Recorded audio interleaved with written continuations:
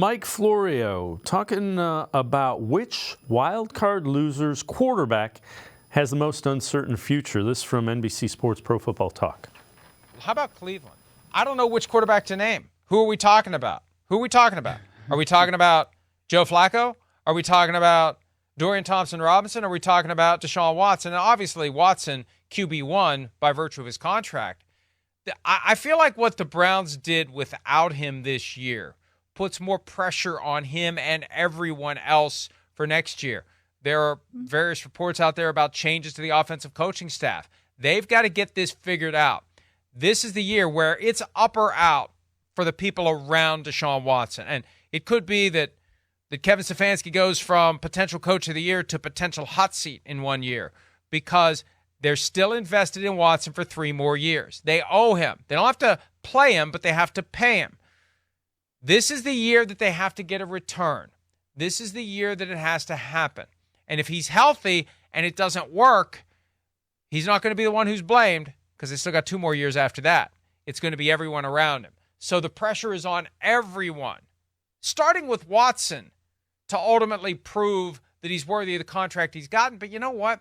It's the thing about getting a fully guaranteed contract. You don't have to prove anything to anybody. You're still going to get it. Once they sign it, you're getting every penny, whether you play well, whether you don't. Brad, when you look at it, the coaching staff moves, and we've said it, they're all in. It's not a matter of it's figure out a way to find someone who can figure out how to make Deshaun Watson the quarterback we believe he is.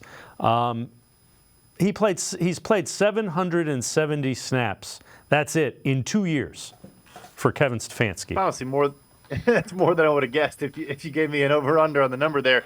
Yeah, and look, I think there is, of course, always pressure in this league. There's pressure on every single coach. I think he is a Coach of the Year candidate and, did a lot of good and adjusted to, like we talked about, a half dozen different quarterbacks. The Joe Flacco experience was a fun one and was a massive departure from the guys that were playing before him. He comes in, they were still running a bunch of play action, boot rollouts, and it was working. And they were attacking downfield. You saw the David Njoku emergence and all these various components that were very, very encouraging.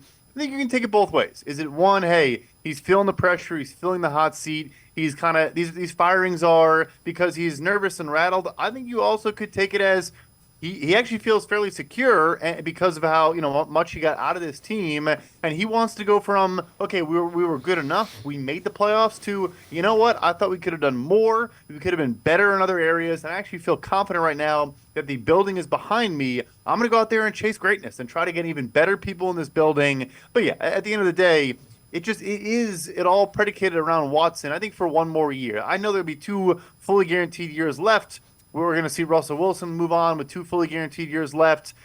I don't know how hot his seat will be, but you do need to get more out of Deshaun Watson. Yeah, I'm with you. I think it was the latter. I think it was, we were pretty good. We need to figure out how to use Deshaun Watson better to make our offense more explosive.